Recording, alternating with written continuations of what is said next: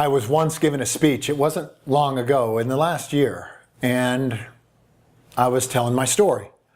And a guy came up to me after I got off stage, and he walks up, and he was Indian descent, and he had this great accent, which I won't try to imitate because it was really great.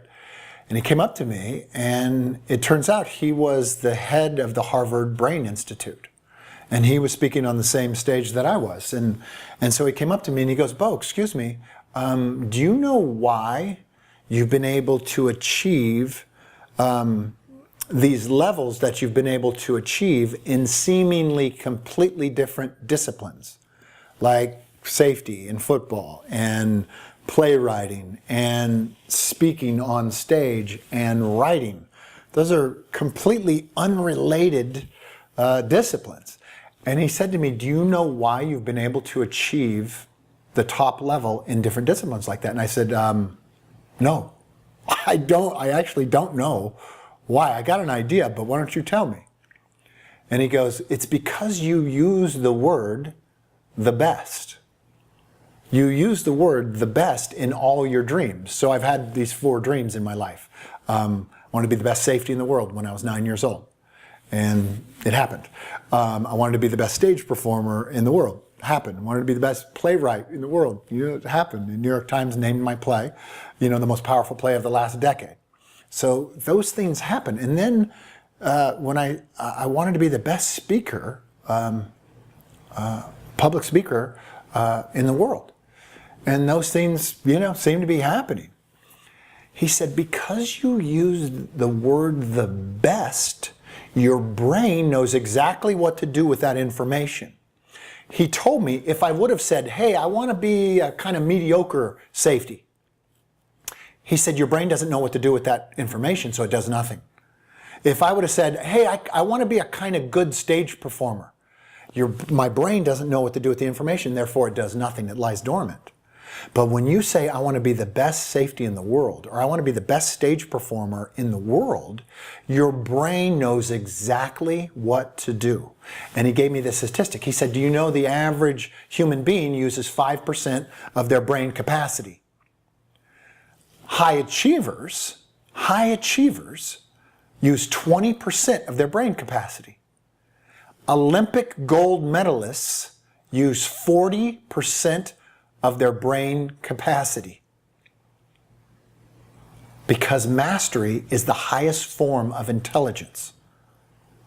So imagine this. Imagine you winning the silver medal or the bronze medal.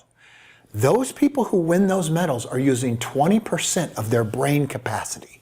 That's a lot. They're accessing a lot. But the person standing on top of the podium, on top of the box, with the gold medal around their neck, is using 20% more than they're using of their brain capacity. Because I use the term the best, I want to be the best at this. My brain rallies the troops, goes to work, and brings that into existence in a matter of years or time, regardless of what the discipline is. That's why I use the term the best, to rally the troops. That's why I use it for you. I use it for you because I want more access of you. If you want to be the storyteller and the speaker and the presenter and the leader that I see you as, then you have to access 40% of your brain capacity. Otherwise, you're going to be sitting on the podium getting a silver medal or a bronze medal. And I'm just not interested in that. I just don't really care about a silver medal. I don't really care about bronze medalists. And the funny thing about it is silver medalists and bronze medalists, they don't care about them either. They didn't want that. I guarantee they didn't want a bronze and they didn't want a silver. They wanted gold. They wanted the best.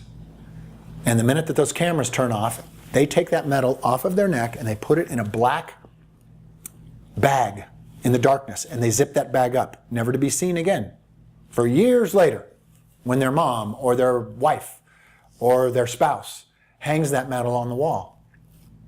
But they didn't want the silver and they didn't want the bronze, and that's how we're made. And that's how this community is put together.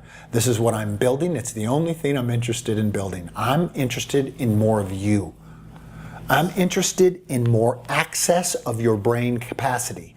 I want 40% of your brain, not 20. I want 40 so that your dreams are realized. So that, and I do this selfishly, really. I really do. Because I look around at leadership and I look around at who's on stages and who's standing at podiums and who am I seeing on TV and who are these gurus and who are these so-called amateurish leaders. And I think they're doing a really bad job and they're not giving all of themselves. They're using 5, 6, 8% of their brain capacity. I want 40.